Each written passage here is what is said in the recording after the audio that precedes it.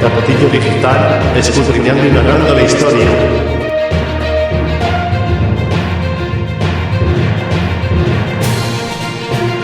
Biografía de un gángster.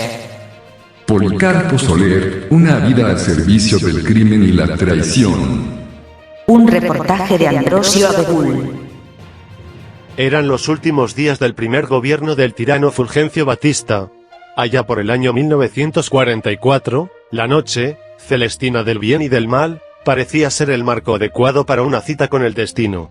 Del flamante auto con placa oficial número 3056, detenido en una esquina de la calle René Berndes, municipio de Marianao, descendió un hombre corpulento, con más de 6 pies de estatura, joven, de rasgos mulatoides. De ancha nariz, un fino trazo de bigote, su andar, gorilesco, lo llevó lentamente a casa de Margot, la gallega, una conocida espiritista, que tenía frecuentes contactos con el visitante. Se acaba esto, gallega, y quiero salir de la policía. Tronó la voz del cliente. Margot lo miró con fijeza. En el rostro del recién llegado le adivinó una impaciencia desbordante. Espérate a ver qué ocurre, Policarpo. No te precipites. Para la gallega el diagnóstico no fue difícil. Aquel hombre alto, corpulento y de bruscos ademanes le hizo poner en juego sus dones proféticos. El arte adivinatorio de Margot se deslizó como un ofidio del Caribe y puso el dedo en la llaga. Esta vez su voz adquirió un timbre misterioso. Mira, Policarpo, tú tienes un ser que te inclina a la violencia. No des aún ese paso. Vigilate. Me parece ver tu vida llena de sangre, cubierta de crímenes. Si no te frenas, morirás como un perro. Las manazas de Policarpo se agitaron sobre la mesa de consulta. Se sintió un rudo golpe contra la madera. Tú siempre con esas boberías, vieja loca. Me voy. Yo hago lo que me da la gana. Habían transcurrido 15 años. Ahora, en la noche del sábado 22 de agosto, año 1959, caía acribillado a balazos en unos matorrales de la urbanización Paraíso, irónico escenario para muerte tan perra. Situada en la avenida Cordell Hall, de la capital dominicana, Policarpo Soler Cruz, cómplice del déspota quisqueyano, matón del Caribe, y uno de 103 cubanos traidores que organizó la frustrada expedición contra su patria. La vida de Policarpo Soler, jalonada de crímenes, culminó al servicio del sátrapa dominicano, Rafael Leónidas Trujillo, Chapitas. Sus correrías por la cuenca caribeña, como un pirata del siglo XX, lo llevaron un día a los pies del tirano de Quisqueya. Gánster connotado, no podía morir de otro modo, a manos de otro gánster. Metido en las mallas de la traición y la perfidia, esclavo del crimen y del espionaje internacional, Policarpo Soler se dio a los trajines gangsteriles, cooperando con las peores causas contra los intereses del pueblo cubano, que ahora marcha con paso firme hacia su liberación definitiva, por obra y gracia de la epopeya fidelista. Una síntesis bibliográfica del bestial Policarpo podrá dar una ligera idea de las andanzas de este espécimen tropical. Policarpo nació en Ciego de Ávila.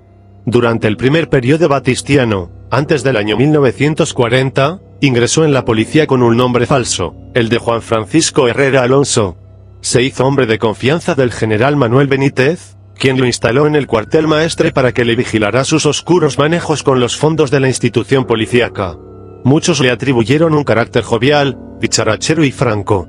No era otra cosa que una maniobra criolla para ganarse simpatía entre sus compañeros de cuerpo, e iniciar su cadena de depredaciones. En la historia universal de la infamia, como se verá después, Policarpo Soler escaló una posición cimera. El triunfo político de Grau, en 1944, lo invitó a abandonar la policía. A partir de ese momento eslabonó su vida con la violencia y la traición. Se iniciaba la carrera de un gángster. El clima político de los primeros meses del autenticismo grausista se le hizo irrespirable y decidió partir a México. Poco antes, inaugurando el convulso capítulo del Gatillo Alegre, protagonizó su primer hecho de sangre. En la esquina de Velascoaín y Virtudes, frente a la droguería Penichet, asesinó a un ex compañero suyo del cuerpo, Luis Ávila, que a la sazón trabajaba en la Compañía Cubana de Electricidad. Los familiares de Ávila identificaron plenamente a Soler como el autor del crimen. Viejas rencillas habían sido la causa del trágico incidente. Con este episodio, Policarpo inauguró también la vendetta, típica venganza italiana, que alcanzó posteriormente a otros núcleos de la familia cubana. Ya está situado en México. Es septiembre de 1947. Allí coincidió con el tristemente célebre Juancho de Cárdenas, excomandante de la policía, que había salido huyendo del territorio nacional por la muerte de Llanillo. Los que historiaron aquella etapa del Grausato cuentan que ambos, Policarpo y Juancho, se entregaron a la tarea de practicar la delación y el chivatazo, denunciando los movimientos revolucionarios que culminaron en la fracasada expedición de Cayo Confite, organizada para derrocar a Chapita. De ello hay una prueba palmaria. La recogió el periódico El Popular de México. Somos cubanos. Dijeron los visitantes en la redacción del diario citado. Y como exoficiales de la policía de Cuba, hasta hace poco tiempo, conocemos lo que está ocurriendo en este asunto. Grau tolera abiertamente el complot para tumbar a Trujillo y sabemos que funcionarios del gobierno forman parte activa en la organización de un desembarco armado en Santo Domingo, con ayudas de dominicanos exiliados, extranjeros de varias nacionalidades y algunos cubanos. El tiempo parece curarlo todo. Policarpo tiene en Cuba manos amigas que le tienden ayuda. Su viejo socio Manolo Benítez es uno de ellos. Y enseguida se dedica a organizar una banda de extorsionistas, asesinos y secuestradores. El comecandelismo era el fenómeno de la época. Había, es cierto, libertad de prensa, libertad de expresión, pero había, más bien libertinaje. Ese fue el caldo de cultivo en que creció la fama gasteril de Policarpo. El crimen político se mezcló al crimen común.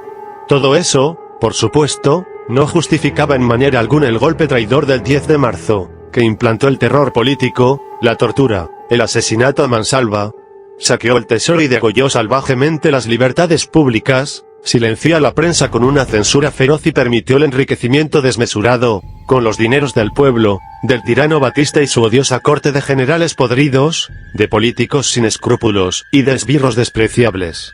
Noel Salazar Callico, un viejo amigo de Policarpo, cayó una vez en las garras del monstruo.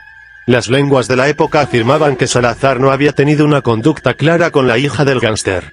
La supuesta promesa incumplida trajo a Noel la tragedia. Un día, Policarpo se le coló en la casa. Eso fue el 4 de septiembre de 1948. Iba acompañado de varios amigos. Vamos a dar una vuelta, Noel. Ahí tengo la máquina. Sin reparar en nada, Salazar penetró en el vehículo. ¿A dónde vamos? Preguntó ligeramente sorprendido, cuando el automóvil se apartaba de la ciudad. Tenemos que hacer un trabajito. Fue la respuesta seca. En la carretera de Quibicán apareció al día siguiente el cadáver de Salazar. Tenía 18 perforaciones. Pero había algo peor, la huella de varias puñaladas podían observarse en el cuerpo de la víctima, como una brutal expresión de ensañamiento. Alguien, a lo lejos, pudo ver el número de la placa, la 47, que correspondía a la de un auto oficial. La venganza insaciable domina este periodo de la vida de Policarpo. Ahora se asocia a Orlando León Lemus, el temible Colorao. Está en juego la vendetta. Los Salazar amenazan, Policarpo contraamenaza. Se inició, entonces, una cacería humana que debía terminar con otro hecho de sangre en plena urbe capitalina. Un hermano de Noel, Huichi, había jurado vengar la muerte de aquel, pero sus enemigos eran superiores en fuerza. La tarde del 1 de septiembre de 1949, Luis Salazar Callico, Huichi, se hallaba en la esquina de Yestarán y 19 de mayo.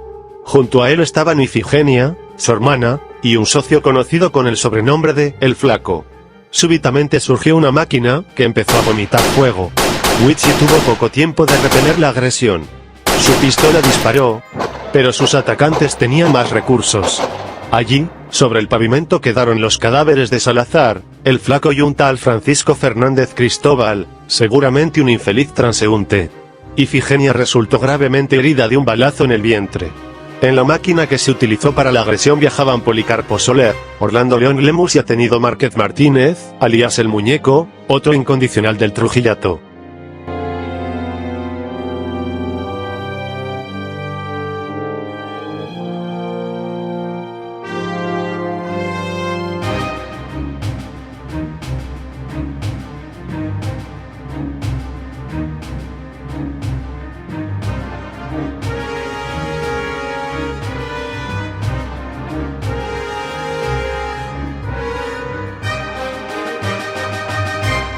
Esta historia continuará.